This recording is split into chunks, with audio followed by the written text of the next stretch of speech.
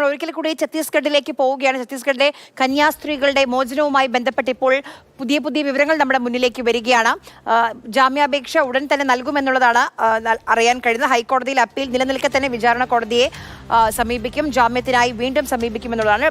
ബസന്ത് ഡൽഹിയിൽ നിന്ന് വിവരങ്ങളുമായി ചേരുന്നുണ്ട്. ബസന്ത്, ഇന്ന് തന്നെ ഇതിന്റെ സാങ്കേതിക ക്രമങ്ങൾ പൂർത്തിയാക്കാൻ കഴിയുമോ? ആര്യ, എന്നോടൊപ്പം ഇപ്പോൾ ഹാരിസ് ബീരാൻ MP ഉണ്ട്. അദ്ദേഹം ഈ ചർച്ചയിൽ പങ്കെടുത്ത ആളാണ്. ആര്യ ഒന്ന് ഹാരിസുമായി സംസാരിച്ചു. ശ്രീ ഹാരിസ് ബീരാൻ, വളരെ ഈ ദിവസം നമുക്ക് പ്രതീക്ഷ നൽകുന്ന ഒരു വാർത്തയാണ് ഇപ്പോൾ നമ്മുടെ മുന്നിലേക്ക് വരുന്നത്. കേന്ദ്ര ആഭ്യന്തരമന്ത്രിയുമായി നിങ്ങൾ സംസാരിച്ചപ്പോൾ എന്താണ് അദ്ദേഹം പറഞ്ഞത്? ഈ കേസിൽ ഇനി ഛത്തീസ്ഗഡ് സർക്കാർ ആ ജാമ്യാപേക്ഷയെ എതിർക്കില്ലേ?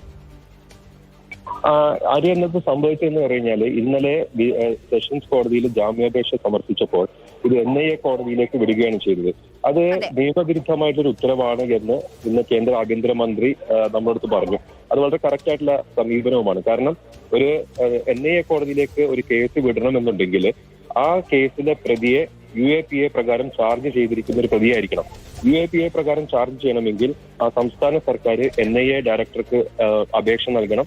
NIA ഡയറക്ടർക്ക് അപേക്ഷ കിട്ടിക്കഴിഞ്ഞാൽ കേന്ദ്ര ആഭ്യന്തര മന്ത്രാലയത്തിന്റെ അനുമതിയോട് കൂടി മാത്രമേ UAPA ഒരു കുറ്റകൃത്യമായിട്ട് ഒരാൾക്കെതിരെ നമുക്ക് ചാർജ് ചെയ്യാൻ പറ്റുകയുള്ളൂ. അങ്ങനത്തെ സംഭവങ്ങളൊന്നും സംഭവിക്കാത്ത സ്ഥിതിക്ക് NIA കോടതിക്കകത്ത് അധികാര പരിധിയേ ഇല്ല.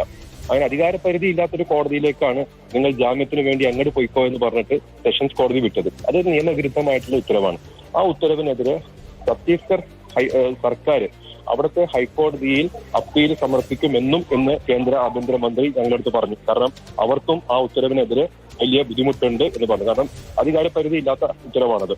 അപ്പോൾ അങ്ങനെ അപ്പീൽ എന്തായാലും അവർ ഫയൽ ചെയ്യും. പക്ഷെ ആ അപ്പീൽ ഫയൽ ചെയ്ത് പിന്നെ സമയമെടുക്കുന്നത് കൊണ്ട് തന്നെ വിചാരണ കോടതിയിലേക്ക് രണ്ടാമതൊരു ജാമ്യാപേക്ഷ സമർപ്പിക്കാൻ വേണ്ടിയിട്ട് ഇന്ന് കന്യാസ്ത്രീകളുടെ അപേക്ഷ ചെല്ലും എന്നാണ് അദ്ദേഹം നമ്മളടുത്ത് പറഞ്ഞത്. അങ്ങനെ ഒരു അപേക്ഷ വിചാരണ കോടതിയിൽ വന്നു കഴിഞ്ഞു കഴിഞ്ഞാൽ ഛത്തീസ്ഗഡ് സർക്കാർ അതിനെ എതിർക്കില്ല എന്നുള്ള ഒരു വാക്കും അദ്ദേഹം നമുക്ക് പറഞ്ഞു. അങ്ങനെ ഇപ്പോൾ പ്രോസിക്യൂഷൻ ഒരു ജാമ്യാപേക്ഷ എതിർത്തില്ലെങ്കിൽ അന്ന് തന്നെ ആ സമയം തന്നെ ജാമ്യം കൊടുക്കാവുന്നതാണ്. അപ്പോൾ ഇന്നിപ്പോ സമർപ്പിച്ചു കഴിഞ്ഞാൽ ഇന്ന് തന്നെ ജാമ്യം കിട്ടും, അല്ലെങ്കിൽ നാളെയെങ്കിലും ജാമ്യം കിട്ടുമെന്നുള്ള ഒരു ശുഭാപ്തി വിശ്വാസമാണ് അദ്ദേഹം നമ്മളോട് പങ്കുവച്ചത്. ശരി ശ്രീ ഹാരിസ് ബീരാൻ, വലിയ സന്തോഷമുണ്ട് താങ്കളുടെ ഈ വാക്കുകൾ കേൾക്കുമ്പോൾ. വലിയ പ്രതീക്ഷയുണ്ട്. ഇത്രയും ദിവസം ചെയ്യാത്ത കുറ്റത്തിന് നിരപരാധികളായ 2 കന്യാസ്ത്രീകൾ ജയിലിലായിരുന്നു. എന്തായാലും ഇപ്പോഴുള്ള ഇടപെടലുകളൊക്കെ ഫലം കാണുന്നത് വലിയ പ്രതീക്ഷയും ആശ്വാസവും നൽകുന്ന വിവരമാണ്.